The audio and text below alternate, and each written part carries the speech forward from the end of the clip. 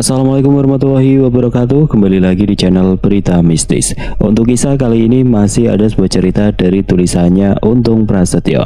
Dan untuk kisah kali ini melanjutkan dari kisah Sudiro, sebuah kisah yang berjudul Kekuatan Pancawara milik Widanu. Dan sebelum kita lanjut ke ceritanya, tekan dulu tombol like video ini dan jangan lupa tekan juga tombol subscribe channel ini. Nyalakan juga lonceng notifikasinya agar tidak ketinggalan cerita-cerita lainnya dari channel ini. Dan buat teman-teman yang pengen belanja-belanja, nanti silahkan saja klik etalase yang ada di pojok kiri bawah, atau teman-teman bisa kunjungi link pembelian yang ada di kolom deskripsi. Dan seperti apa untuk kisah kali ini, langsung saja kita masuk ke ceritanya.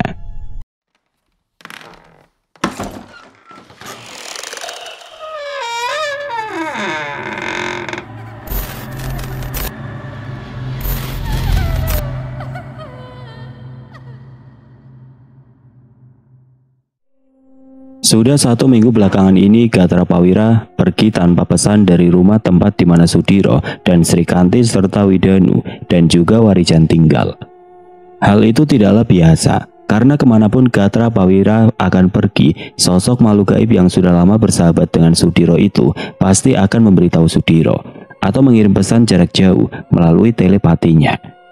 Karena tidak ingin berprasangka buruk kepada sahabatnya itu, Sudiro pun memutuskan untuk mencari keberadaan Gatra Prawira di kerajaan Tirta Kencana. Sesampainya Sudiro di kerajaan tersebut, ia pun disambut hangat oleh Ki Sabda Tirta yang merupakan pemimpin Mandala Tirta Kencana. Mandala Tirta Kencana sendiri adalah sebuah kerajaan gaib kecil yang menguasai daerah perairan di sisi selatan bagian timur Pulau Jawa, yang aliran sungainya bermuara ke Laut Selatan. Selain disambut hangat oleh Ki Sabda Tirta, Sudiro juga ditemui oleh Dewi Kencana Wungu yang merupakan istri dari sahabatnya Gatra Prawira. Tapi pertemuan Sudiro dengan Dewi Kencana Wungu malah menimbulkan pertanyaan besar yang sama-sama membuat Sudiro serta Dewi Kencana Wungu dan juga Ki Sabda Tirta kebingungan. Maksud kedatangan Sudiro ke Mandala Tirta Kencana adalah ingin bertemu dengan Gatra Prawira yang sudah 1 minggu belakangan pergi dan menghilang tanpa meninggalkan pesan. Tapi Sudiro pun dibuat terkejut dengan pernyataan dari Dewi Kencana Wungu yang mengatakan jika sudah 1 purnama, Gatra Prawira tidak kembali ke Mandala Tirta Kencana. "Bukankah suamiku sedang bersamamu, Kang Mas?" tanya Dewi Kencana Wungu yang membuat Sudiro terkejut. "Sudah lebih dari 1 minggu ini, Gatra Prawira pergi dari rumahku, Dewi, dan kepergiannya tanpa meninggalkan pesan apapun kepada aku," jawab Sudiro yang membuat Dewi Kencana Wungu dan juga Ki Sabda Tirta bertanya-tanya. "Apakah Prawira tidak sedang berada di Lembah Balulang bersama Ki Sutaden?" tanya Ki Sabda Tirta kepada Sudiro. "Saya sendiri belum tahu, Ki Sabda. Saya pikir Gatra Prawira pulang ke Mandala ini, jadi saya belum mencarinya di Lembah Balulang," balas Sudiro menceritakan. Setelah lama berpinjang, akhirnya Sudiro pun pamit undur diri. Dia berjanji akan mencari di mana keberadaan Gatra Prawira saat ini dan akan membawa kembali sahabatnya itu pulang ke Mandala Tirta Kencana. Tanpa menunggu lagi, Sudiro pun langsung merapal mantra ajian lipat bumi yang hanya dalam waktu singkat dapat mengantarkannya kembali ke rumahnya. Sesampainya dia di rumahnya, Sudiro pun langsung menceritakan hal itu kepada Ki Wanasela serta Ki Wanataru dan juga Wanarupa. Setelah mendapatkan kesepakatan, akhirnya Sudiro meminta Wanarupa untuk pergi ke Lembah Balulang mencari Gatra Prawira. Sudiro pun meminta Wanarupa untuk tinggal sejenak di sana, dan setelah energinya pulih, dia akan menyusul Wanarupa ke tempat di mana Aba Uta tinggal itu. "Kabari aku dengan ajian Pameling Muki. Mudah-mudahan sahabat kita itu ada di Lembah Balulang saat ini," ujar Sudiro kepada Wanarupa sesaat sebelum sosok makhluk gaib yang dapat menyerupai makhluk lain itu pergi.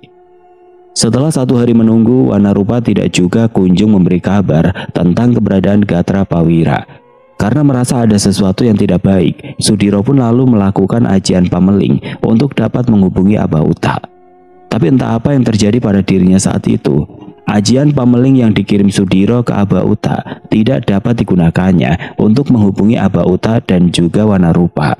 Karena sudah banyak mengeluarkan energi, Sudiro pun menghentikan ajian itu dan menceritakan apa yang sedang dialaminya itu kepada Sri Kanti, Widanu, Warijan, dan juga Ki Wanasela serta Ki Wanataru. Akan tetapi baik Srikanti maupun Widanu serta Warijan dan juga Ki Wanasela serta Ki Wanataru tidak mengetahui apa yang sedang terjadi pada Wanarupa dan Gatra Prawira. Karena memang tidak biasanya makhluk-makhluk gaib yang sudah seperti keluarga sendiri itu bersikap demikian.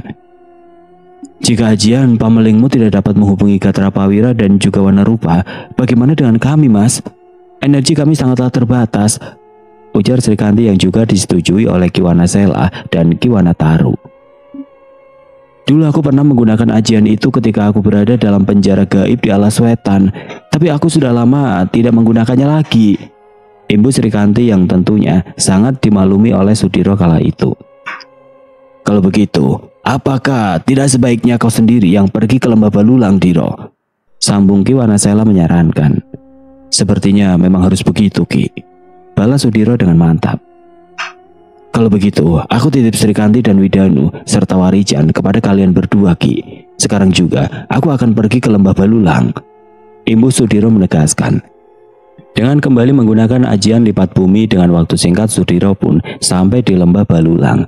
Tapi anehnya Sudiro yang biasanya bisa langsung masuk menembus dinding gaib yang mengelilingi tempat tinggal Aba Uta dan Nyai Semala itu, kini harus mencari jalan masuk untuk bisa menembus dinding gaib yang dibuatnya bersama Aba Uta, Wanarupa, Gatra Prawira dan juga Ki Wanasela serta Ki Wanataru. Mau tidak mau Sudiro pun mulai berjalan menyusuri hutan di sekitar Lembah Balulang untuk dapat mencari celah dari dinding gaib yang dibuatnya waktu itu. Setelah lama berjalan menyisiri hutan di sekitar Lembah Balulang, Sudiro pun melihat sosok Aba Uta dari kejauhan. Tapi apalah daya, Sudiro yang berada di luar dinding gaib itu tidak mampu untuk menghampiri Aba Uta yang terlihat hanya berdiri mematung, seraya menatap ke sebuah tempat. Sudiro yang mencoba berteriak memanggil Aba Uta pun merasa heran, sebab dengan suaranya yang lantang, sosok Aba Uta seperti tidak mendengar panggilannya itu. Karena sudah merasa lelah dengan apa yang dialaminya saat itu, Sudiro pun memilih untuk kembali pulang dan bermaksud menceritakannya kepada Ki Wanasela serta Ki Wanataru. Tapi sialnya energinya pun mulai menipis, dan hal itu pun membuatnya terpaksa harus memulihkan kembali energinya dengan bersemedi di sebuah tempat yang ada di hutan sekitar Lembah Balulang. Entah sudah berapa lama Sudiro berdiam diri di atas sebuah batu besar untuk memulihkan kembali energinya. Karena hutan yang semula terang benderang, kini sudah gelap pertanda malam telah tiba. Awalnya Sudiro hendak mencari kembali celah dari dinding gaib yang melindungi Lembah Balulang. Tapi akhirnya Sudiro pun memilih kembali pulang untuk beristirahat dan menceritakan apa yang dialaminya hari itu kepada Srikanti dan yang lainnya. Sudiro yang memiliki kesaktian tinggi dan kekuatan besar sebenarnya dapat dengan mudah menembus dinding gaib yang dibuatnya untuk melindungi Lembah Balulang. Tapi karena tidak ingin mengagetkan Aba Uta dan juga Nyai Semala serta Mustika Geni dan yang lainnya, Sudiro pun mengurungkan hal itu dan memilih untuk kembali pulang. Sesampainya Sudiro di rumahnya, hal yang tidak kalah mengejutkan pun didapatinya. Dengan ajian lipat bumi, Sudiro yang baru saja sampai di rumahnya merasa heran dengan apa yang terjadi. Hal pertama yang membuatnya merasa kebingungan adalah saat itu hari masih terang, pertanda di tempat itu masihlah siang, sedangkan di hutan sekitar Lembah Balulang hari sudah malam karena daerah sekitar hutan sudah sangat gelap. Tapi ada hal lain yang membuat Sudiro sangat terkejut kala itu. Sesampainya dia di rumahnya, Sudiro hanya mendapati Warijan yang sedang tertidur pulas di sebuah balai bambu yang ada di teras rumahnya. Dan ketika Sudiro membangunkan muridnya itu, dia kembali dibuat terkejut ketika tubuh Warijan telah kaku dan tidak lagi bernapas. Mengetahui hal itu, Sudiro pun langsung masuk ke dalam rumahnya untuk mencari keberadaan Widanu dan juga Srikanti. Tapi saat itu, rumah dalam keadaan kosong, tanpa seorang pun di sana, dan tanpa sosok Ki Wanasela serta Ki Wanataru. Dengan rasa was-was, Sudiro pun kembali menghampiri tubuh Warijan yang sudah terbujur kaku dan tidak lagi bernafas. Rasa sedih dan amarah pun menjadi satu saat itu, hingga tidak terasa air mata pun jatuh menetes membasahi pipi dari pria berbadan tegap berisi dan juga penuh wibawa itu. Entah apa yang akan dilakukannya, Sudiro pun hanya diam terpaku dan terus memikirkan kejadian aneh yang kini sedang dialaminya itu. Tidak ingin terus larut dalam kesedihannya, Sudiro pun segera berlari ke arah rumah tetangga terdekatnya.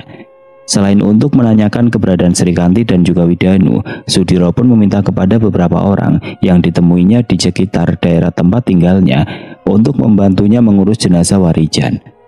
Akan tetapi keanehan pun kembali terjadi dan menimpa Sudiro. Sesampainya dia di rumahnya, Sudiro kembali dikejutkan dengan menghilangnya tubuh Warijan yang jelas-jelas tadi berbaring di depan bambu yang ada di teras rumahnya. Para tetangga dari Sudiro pun ikut mencari di mana keberadaan Warijan saat itu. Tapi hasilnya nihil, tidak ada seorang pun yang dapat menemukan tubuh Warijan di rumah Sudiro kala itu. Dan yang membuat Sudiro kesal adalah para tetangganya mulai bergumam menganggap Sudiro sudah kehilangan kewarasannya. Setelah meminta maaf kepada sejumlah orang yang telah membantunya, Sudiro pun memutuskan untuk mencari Srikanti dan juga Widanu ke rumah orang tuanya. Sudiro berharap keadaan kedua orang yang sangat ia sayangi itu dalam keadaan baik-baik saja dan dapat segera ditemukan. Sesampainya Sudiro di rumah orang tuanya Srikanti, keadaan tampak sepi dan tidak terlihat seorang pun di sana. Beberapa rumah tetangga terdekat dari Pak Noto juga terlihat sepi seperti tidak berpenghuni. Di tengah kebingungannya itu, Sudiro pun mulai menyadari jika ada sesuatu hal yang janggal yang sedang terjadi pada dirinya. Walau belum tahu pasti apa yang sedang dialaminya, tapi Sudiro yakin bahwasanya semua yang dialaminya hanyalah sebuah ilusi semata. Tidak ingin berlama-lama di rumah orang tuanya itu, Sudiro pun bergegas pergi dari rumah itu dan kembali lagi ke rumahnya. Keadaan di sekitarnya terlihat sangat sepi sekali. Orang-orang yang tadi ditemuinya di sepanjang jalan ketika dia menuju ke rumah orang tuanya Srikanti pun tidak lagi didapatinya. Kesedihan pun semakin terasa. Sesampainya Sudiro di rumahnya, suasana hening hingga Sudiro dapat mendengar detak jantungnya sendiri kala itu. Setelah memastikan jika rumahnya masih terlindungi oleh dinding gaib yang dibuatnya bersama sahabat-sahabat gaibnya, Sudiro pun lalu masuk ke dalam rumahnya dan mengunci rapat-rapat semua pintu dan jendela. Setelah itu, Sudiro pun mencari tempat untuk melakukan ajian meraga sukma yang memang sudah lama tidak digunakannya kala itu.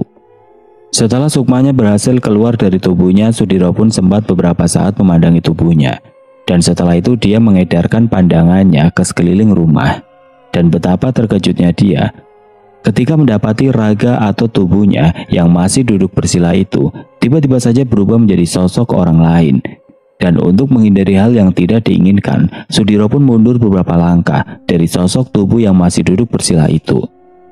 Dan dia pun tidak habis pikir, kenapa tiba-tiba saja tubuhnya setelah berubah menjadi sosok orang yang sepertinya pernah ditemuinya di masa lalunya.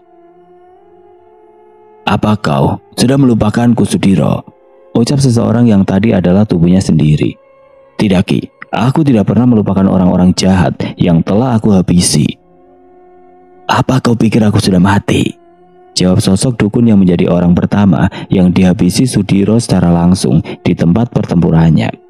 "Ya, kau sudah lama mati, Ki. Aku meminta jin perewanganmu yang bernama Kalaireng untuk membawa jasadmu pulang saat itu," jawab Sudiro dengan tegas. "Lalu bagaimana dengan aku, Sudiro?" ujar seorang lelaki tua yang tiba-tiba saja muncul dari arah belakang Sudiro. "Kau juga sudah mati, Basronggot," jawab Sudiro tanpa sedikit pun rasa takut. "Dan karena kaulah, aku juga mati, Sudiro," saut sosok Pade Cipto yang entah dari mana datangnya. "Apakah kau merasa sudah sangat sakti, Sudiro?" tanya sosok Kalinggatirta yang dulu tewas dalam pertempuran di hutan tempat Abauta tinggal, sebelum Abauta pindah ke lembah Balulang. "Tapi kenapa kau terlihat begitu bodoh saat ini, Diro?" saut lelaki tua yang tiba-tiba saja muncul. "Jagat Ageng, kau rupanya orang yang mati setelah batang lehermu aku patahkan dulu," balas Sudiro terlihat geram. Walau sebenarnya Sudiro merasa sangat heran dengan kemunculan dari orang-orang yang pernah menjadi musuhnya itu, tapi dia tetap terlihat tenang sambil membaca keadaan. Dirinya yang sangat yakin jika sedang tidak berada di dunia nyata itu mulai mengedarkan pandangannya sambil menatap musuh-musuhnya satu persatu.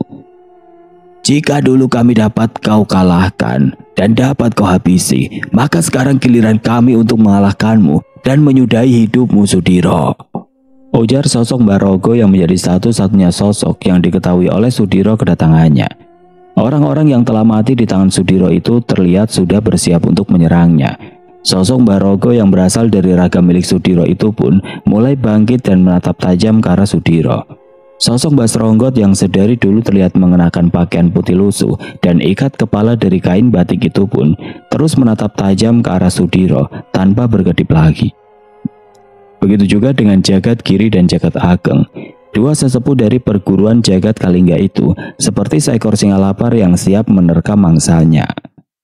Merasa dirinya sedang terancam, Sudiro pun langsung membaca ajian Trisaka Ajiraga karena sedang berhadapan dengan orang-orang sakti yang pernah dikalahkannya. Sudiro pun hendak bertriwikrama dengan sosok Tirtabagya, tapi anehnya ajian Trisaka Ajiraga yang baru saja dirapalkan oleh Sudiro seolah tidak mengeluarkan apapun. Dan seolah-olah Sudiro telah kehilangan ilmu tingkat tinggi yang telah lama dimilikinya itu. "Ki, apakah kau bisa mendengarku? Tirtabagya, apa kau bisa mendengarnya, Ki?" ucap Sudiro dalam batinnya. Sosok jin yang berwujud ular merah yang sudah lama bersemayam di tubuhnya pun tidak menjawab panggilannya saat itu. Padahal biasanya sosok Tirtabagya akan meminta Sudiro untuk mengeluarkannya ketika Sudiro sedang menghadapi lawan-lawan yang memiliki kesaktian tinggi. Mendapati hal itu tentunya Sudiro pun merasa sangat kebingungan. Sambil terus menatap ke arah orang-orang yang diyakini telah mati itu, Sudiro pun terus memikirkan cara untuk dapat keluar dari situasi buruk itu. Belum sempat dia mendapatkan jawaban dari hal buruk yang sedang dialaminya itu, tiba-tiba saja Mbah Sronggot menghantam punggung Sudiro dengan sangat keras. Hingga pria bertubuh tinggi tegap itu tersungkur oleh tendangan dari lelaki tua berpakaian lusuh. Tidak sampai di situ saja, Pak De Cipto yang merupakan kakak dari ayah Sudiro itu ikut menendangi tubuh Sudiro yang belum dapat bangkit dari jatuhnya.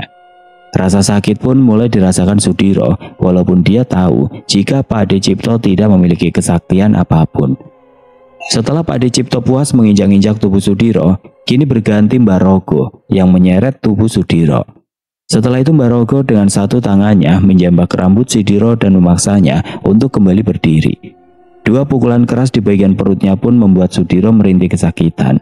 Disusul dengan tamparan keras dari tangan lelaki tua bernama Mbah Rogo itu yang membuat Sudiro kembali jatuh terkapar. Setelah Mbah Rogo selesai menghajar Sudiro, Jagat Ageng dan Kalingga Tirta pun mulai menghajar Sudiro yang membuat tubuhnya semakin terlihat lemah. "Di mana kesaktianmu itu, Diro? Kenapa kau tidak menggunakannya?" ujar Mbah Sronggot yang mulai mengejek Sudiro saat itu.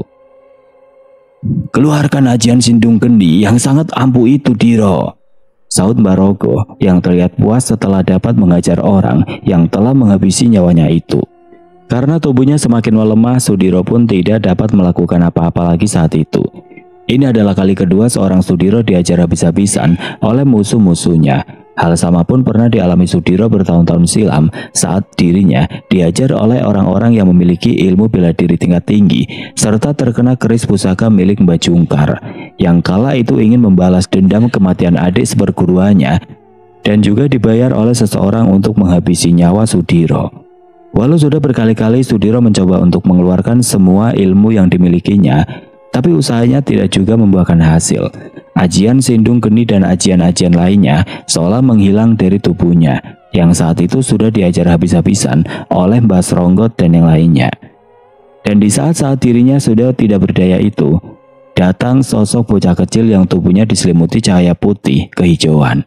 Kedatangan bocah yang memiliki energi murni besar itu sontak membuat sosok Mbah Sronggot, Mbah Rogo, Pak De Cipto serta Jagat Ageng dan Kalingga Tirta mundur menjauhi tubuh Sudiro. Sosok bocah yang kini sudah berada di samping tubuh lemah Sudiro itu seolah tidak memperdulikan sosok-sosok yang telah tega mengajar Sudiro. Bocah kecil itu hanya fokus dengan tubuh lemah Sudiro seraya menyalurkan energi murni untuk menyembuhkannya. "Bangun, Pak, ayo kita kembali ke dunia kita," ujar bocah kecil yang tidak lain adalah Widanu. "Danu, bagaimana kau tahu Bapak berada di tempat ini?" tanya Sudiro dengan suara lirih. "Ceritanya panjang, Pak. Nanti akan Danu ceritakan setelah kita dapat meninggalkan tempat ini," balas Widanu dengan senyum tulusnya. Setelah mengatakan hal itu, Widanu pun memandangi satu persatu orang-orang yang telah menghajar ayahnya hingga dia terkapar tidak berdaya. Sorot mata tajam Widanu pun seolah mengeluarkan energi besar yang membuat satu persatu musuh-musuh ayahnya yang telah mati itu pun berubah menjadi kepulan asap. Dan setelah menghilangnya sosok Mbah Sronggot, Pade Cipto, Barogo, Jagat Ageng dan juga Kalinggatirta, Widanu pun membantu ayahnya untuk bangkit dan keluar dari dalam rumahnya. Dan setelah Widanu membuka pintu rumahnya, keadaan pun seketika berubah. Sudiro yang sempat dibuat takjub pun menanyakan di mana keberadaan mereka saat itu kepada Widanu. "Kita sedang berada di dalam pikiran panjenengan, Pak," ujar Widanu yang terlihat tersenyum sambil menatap keindahan hutan di sekitarnya. "Di dalam pikiranku?" tanya Sudiro yang merasa keheranan dengan apa yang telah diucapkan oleh anak semata wayangnya itu. "Ada orang yang sedang memanfaatkan rasa khawatir berlebihan yang sedang Bapak rasakan, dan orang itu mampu menenggelamkan Bapak di alam bawah sadar Bapak ini.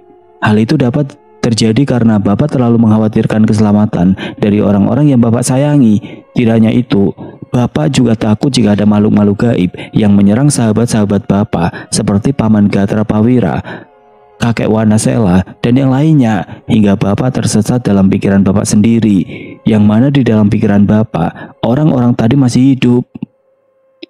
Balas Widanu menjelaskan. "Apakah kau bisa membawaku keluar dari tempat ini, Danu?" tanya Sudiro penuh harap. "Ayo Pak, kita ke arah sana," balas Widanu yang mulai berjalan perlahan di samping ayahnya. "Siapakah orang yang dapat mempengaruhi pikiranku dan membawaku ke dalam titik terlemahku saat ini?" tanya Sudiro dalam hatinya. "Bukannya Bapak masih memiliki beberapa orang musuh yang masih hidup? Sepertinya orang yang sedang menyerang Bapak secara tidak langsung itu ada di suatu tempat, Pak. Orang itu dapat mempengaruhi pikiran seseorang melalui alam gaib," ujar Widanu yang seolah dapat mendengar jelas isi hati Sudiro kala itu. "Jangan beritahu ibu ya Pak, jika saat ini Danu sudah dapat menggunakan ajian Pancawara," imbu Widanu yang sontak membuat Sudiro terkejut. "Apakah benar itu, Danu? Apakah kau sedang menggunakan ajian yang dianggap berbahaya itu, Nak?" tanya Sudiro yang tiba-tiba menghentikan langkahnya dan beberapa kali menanyakan kebenaran tentang ajian Pancawara kepada Widanu. Tanpa sepengetahuan Sudiro, akhirnya Widanu pun dapat menguasai ilmu Pancawara dengan cepat. Padahal saat Naga Wana mengambil sebagian ilmu yang ada di dalam tubuh Widanu, beliau mengatakan jika Widanu tidak akan menggunakan ajian Pancawara sebelum usianya menginjak 25 tahun. Sudiro yang sering pergi meninggalkan Widanu dan juga Srikanti sama sekali tidak tahu dan bahkan tidak menyadari jika anak semata wayangnya yang sudah berusia 13 tahun kini memiliki kesaktian yang cukup tinggi, dan hal itu telah dibuktikannya dengan datang menyelamatkan dirinya ketika Sudiro hampir tenggelam di tengah pikiran buruknya sendiri. "Bukankah saat itu Eyang Nagawana telah mengambil sebagian dari ilmu yang ada di dalam tubuhmu itu, Nak?" tanya Sudiro yang masih berdiri di samping Widanu sambil terus menatap dalam-dalam wajah dari bocah yang sangat disayanginya itu. "Benar Pak, tapi dengan separuh ilmu Pancawara itu, ada banyak hal yang dapat Danu lakukan tanpa sepengetahuan Bapak dan Ibu, dan bahkan kakek Wanasela serta kakek Wanataru yang terus berjaga di sekitar rumah kita," balas Widanu sambil tersenyum. "Salah satunya adalah ketika Bapak sedang bertempur di alam gaib Watu Gapit," imbu Widanu yang sontak membuat Sudiro kembali terkejut. "Kau tahu pertempuran itu, Danu?" tanya Sudiro yang semakin penasaran dengan Widanu saat itu. Seharusnya Paman Wanarupa tidak dapat merubah dirinya menjadi sosok naga emas yang memiliki sayap hijau kehitaman. Tapi dengan kekuatan apa yang aku miliki, aku pun langsung menyalurkan energi besar kepada Paman Wanarupa tanpa disadarinya, balas Widanu yang semakin membuat Sudiro tercengang. Saat itu Sudiro dan Wanarupa memang sedang terdesak ketika menghadapi sosok Sugali dan juga sosok Karso yang telah mendapatkan kesaktian dari penguasa kerajaan gaib yang berada di tebing alas Wingit. Saat itu Sudiro pun tidak menyangka dengan perubahan wujud dari Wanarupa. Padahal Sudiro juga tahu jika Wanarupa hanya mampu meniru wujud dari makhluk yang ada. Tapi saat itu Wanarupa berubah menjadi sosok naga yang belum pernah dilihatnya sendiri selama ini. Selain dalam pertempuran gaib itu, aku juga sudah menghabisi beberapa sosok makhluk gaib yang mencoba mengganggu keluarga kita, Pak. Dan salah satunya adalah naga hijau yang bernama Pati Tirta Pawana itu, ujar Widanu yang benar-benar membuat Sudiro terkejut dan hanya bisa menggelengkan kepalanya sambil menatap dalam-dalam anak laki-lakinya itu. Seolah ingin tahu lebih banyak tentang apa yang telah dialami Widanu, Sudiro pun lalu duduk di tempatnya berhenti. Dia juga meminta Widanu untuk menceritakan apa yang telah dialaminya selama ini. Maafkan Bapak, Leh. Bapak benar-benar tidak tahu jika Pati Tirta Pawana atau naga hijau itu kembali datang, ujar Sudiro yang langsung dibalas senyum oleh Widanu.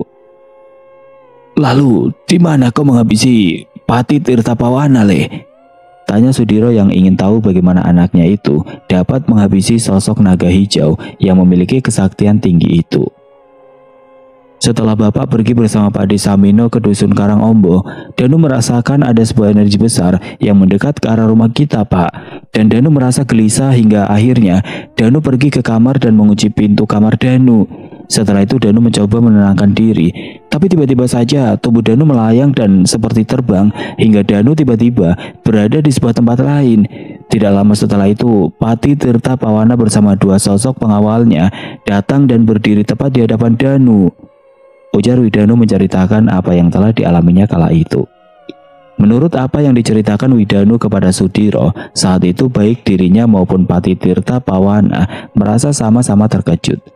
Widanu dan juga Pati Tirta Pawana sama-sama tidak menyangka jika mereka berdua akan bertemu dan berhadapan secara langsung. Walaupun sempat terkejut, tapi tidak sedikit pun Widanu merasa takut akan kehadiran sosok makhluk gaib yang memiliki kesaktian tinggi itu. Karena merasa apa yang dicarinya sudah menghampirinya secara sukarela, Pati Tirta Pawana pun langsung meminta dua sosok makhluk gaib yang menjadi pengawalnya untuk menangkap Widanu. Tapi semua itu adalah sebuah kekeliruan yang sangat besar yang telah dilakukan oleh Pati Tirta Pawana. Pasalnya, Widanu saat itu sudah bersiap untuk menghantamkan pukulannya ke arah dua sosok yang melesat sangat cepat ke arah Widanu.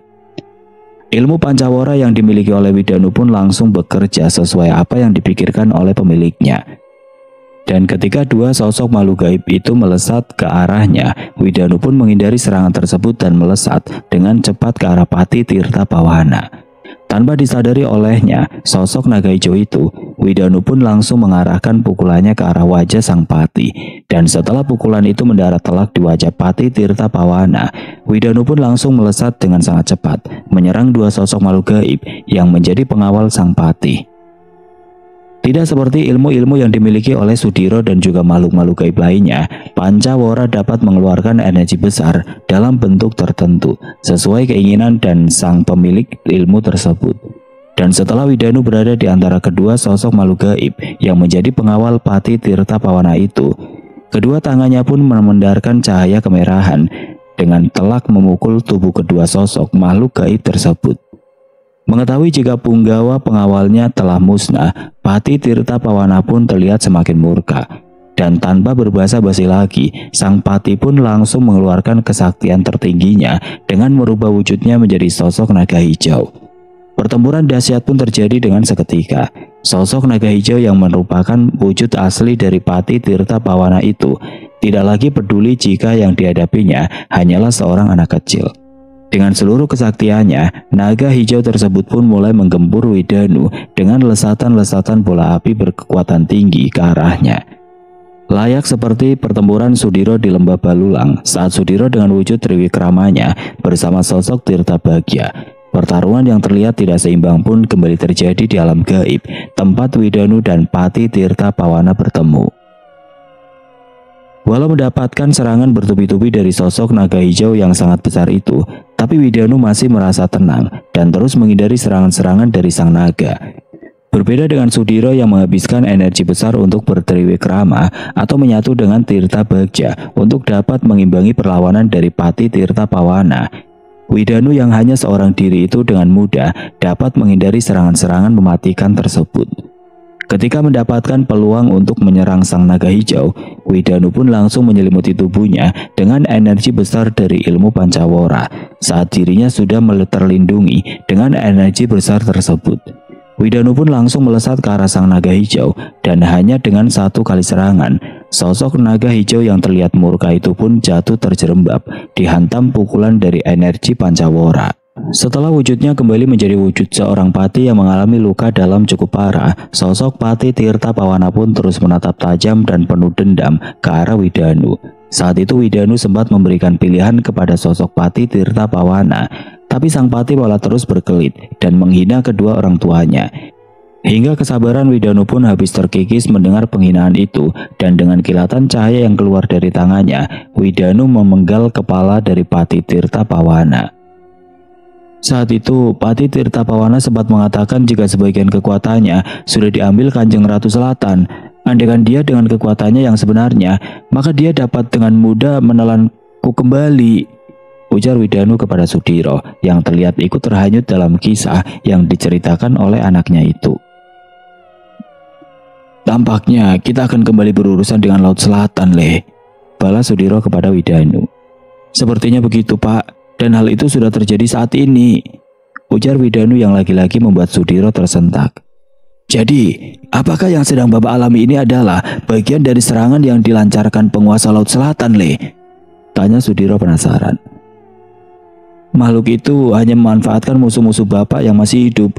Mereka mempersenjatai dan membekali ilmu-ilmu tingkat tinggi untuk menyerang kita, Pak. Dan sepertinya penguasa Laut Selatan tidak akan menyerang kita secara langsung, karena mereka sudah terikat perjanjian dengan para penguasa daratan di Pulau Jawa ini. Seingat Bapak, hanya beberapa orang yang Bapak biarkan hidup. Mereka adalah orang-orang yang sudah Bapak beri kesempatan untuk memperbaiki diri dan menyadari kesalahan mereka, balas Sudiro sambil mengingat satu persatu musuh-musuhnya. Sepertinya orang itu bernama Jagat Madya, Le. Dulu orang tersebut memang dibuang ke dalam tempat gelap di dasar lautan oleh Eyang Jagat Baruna setelah dia memperalat Bapak dan orang-orang yang telah membantunya, ujar Sudiro yang kembali menceritakan masa lalunya. Siapapun orang itu, kita harus menghadapinya, Pak. Kita tidak dapat terus menghindarinya, balas Widanu yang terlihat dewasa sebelum waktunya. Sekuat apapun dirimu saat ini, Le, akan tetapi tanggung jawab besar ini harus tetap Bapak yang memikulnya, Le. Belum saatnya kamu menghadapi kerasnya dunia dengan segala tipu dayanya, ujar Sudiro yang langsung berdiri dan meraih tangan Widanu. Terima kasih sudah menyelamatkan Bapak hari ini. Sekarang mari kita pulang. Sepertinya Ibu dan yang lainnya sudah mengkhawatirkan keadaan Bapak. Ibu Sudiro yang langsung mengajak Widanu untuk melangkah. Ketika Sudiro membuka kedua matanya, orang-orang yang di sekelilingnya merasa sangat senang. Selain Sri Kanti dan Warijan, Aba Uta dan Nyai Semala pun terlihat duduk mengelilingi tubuh Sudiro yang masih terbaring lemah. Dan yang membuat Sudiro merasa senang adalah sosok Gatra Pawira, Kiwana Sela dan Kiwana Taru serta Wanarupa dan Mustaka Geni ada di dalam rumahnya. Dengan dibantu oleh Warijan serta Sri Kanti, Sudiro pun berusaha bangkit dari posisinya yang terbaring lemah itu. Selain merasa senang melihat Warijan yang baik-baik saja, kedatangan Widanu yang berjalan dari dalam kamarnya pun tidak kalah membuat Sudiro bahagia kala itu. Apa yang sudah terjadi dengan dirimu, Sudiro? Tanya Aba Uta dengan wajahnya yang terlihat tegang. Entahlah, Bah. Saya sendiri masih merasa bingung dengan apa yang baru saja saya alami tadi, balas Sudiro sambil memejamkan kedua matanya. Sudah 1 minggu kau terbaring lemah. Entah kau hanya tidur atau ada hal yang lainnya. Tapi aku sudah mencoba mencari sukmamu bersama Gatra Pawira dan yang lainnya, tapi hasilnya nihil, ujar Aba Uta menceritakan apa yang telah dilakukannya.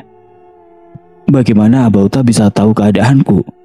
Tanya Sudiro yang tidak menyangka jika Aba Uta akan kembali datang ke rumahnya. Wanarupa memberitahuku dan menjemputku. Semua merasa khawatir dengan keadaanmu, Diro. Awalnya aku kira kau hanya tidur biasa, Mas. Tapi setelah seharian kau tidak juga terbangun, barulah aku memberitahu Warijan dan Gatra Pawira serta yang lainnya. Dan sejak saat itu kami semua dibuat bingung dengan apa yang sedang menimpa dirimu, sambung Sri Kanti menceritakan. Sepertinya ada orang yang ingin kembali menuntaskan dendamnya kepada aku, Dek. Dan kemampuan orang sangatlah tinggi. Hal itu telah dibuktikannya dengan mengurungku di dalam alam bawah sadarku sendiri, balas Sudiro menceritakan. Siapa orang itu, Diro? Tanya Gatra Pawira penasaran. Aku sendiri juga belum tahu, Wira. Tapi jika bukan Bang Goni, maka hal itu dilakukan oleh Jagat Madya yang waktu itu dibuang ke lautan dalam oleh Jagat Baruna.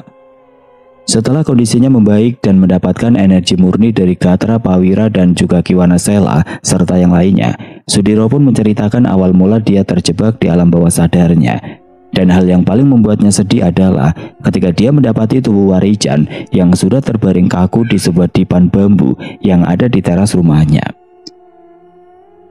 Saya merasa apa yang sedang aku lakukan saat itu adalah sebuah kenyataan, Mbah. Saya sempat mencari Gatra Pawira ke Mandala Tirta Kencana. Lalu saya pergi ke Lembah Balulang ketika Wanarupa tidak kunjung kembali dari sana. Ujar Sudiro yang masih merasa janggal dengan apa yang sudah dialaminya itu. Jadi selama 1 minggu ini kau terkurung di dalam mimpimu sendiri, Diro. Balas Aba Uta yang sudah mengerti dengan apa yang disampaikan oleh Sudiro. Benar sekali, Bah. Dan di alam bawah sadar saya merasa tidak memiliki kemampuan apapun, sehingga saya diajar habis-habisan oleh orang-orang yang pernah saya habisi dalam pertarungan saya dulu. Pantas saja tubuhmu sempat gemetar dan bercucuran keringat, Mas. Mungkin saat itu kau sedang mendapatkan siksaan dari orang-orang itu, sahut Sri Kanti menceritakan. Benar, Kanti. Sosok Pade Cipto, Basronggot, Barogo, serta Jagat Ageng dan Kalingga Tirta menghajarku habis-habisan di sana tanpa dapat aku membalas pukulan dan tendangan yang mereka hantamkan pada tubuhku. Balas Sudiro menjelaskan. Lalu bagaimana kau bisa keluar dengan selamat dari alam bawah sadarmu itu, Diro? Tanya Aba Uta yang semakin penasaran. Widanu, Bah, dia datang menyelamatkanku, ujar Sudiro yang membuat Sri Kanti, Aba Uta, Nyai Semala dan Warijan serta Gatra Pawira dan yang lainnya terkejut. Setelah mendengar namanya disebut, bocah berusia 13 tahun itu pun langsung mendekati ayahnya dan duduk di sampingnya. Setelah itu Widanu pun terlihat membisikkan sesuatu kepada Sudiro yang membuat semua orang tambah penasaran dengan apa yang ingin dikatakannya oleh Widanu kepada ayahnya saat itu. Baiklah, Leh, ucap Sudiro sambil mengusap kepala anak semata wayangnya tersebut. Walau sempat merasa penasaran dan menanyakan apa yang telah dikatakan Widanu kepada Sudiro, akhirnya Sri Kanti pun tahu tentang ilmu Pancawara yang telah dikuasai sempurna oleh Widanu. Tidak seperti apa yang dikhawatirkan Widanu, Sri Kanti malah merasa senang setelah mengetahui Widanu dapat melindungi dirinya sendiri dari orang-orang jahat yang berusaha untuk menyakitinya. Beberapa hari kemudian Sudiro pun mengatakan kepada Aba Uta dan juga Gatra Pawira tentang apa yang dibisikkan Widanu kepadanya. Selain tidak ingin ibunya tahu jika dia telah menguasai ilmu Pancawara, Widanu juga meminta kepada Sudiro untuk memeriksa sukma seseorang yang sudah lama terjebak di alam gaib. Ya, Widanu merasa jika yang menyerang ayahnya adalah sukma dari seseorang yang dulu terjebak di alam gaib, sehingga orang tersebut menjadi kehilangan kewarasannya di dunia nyata.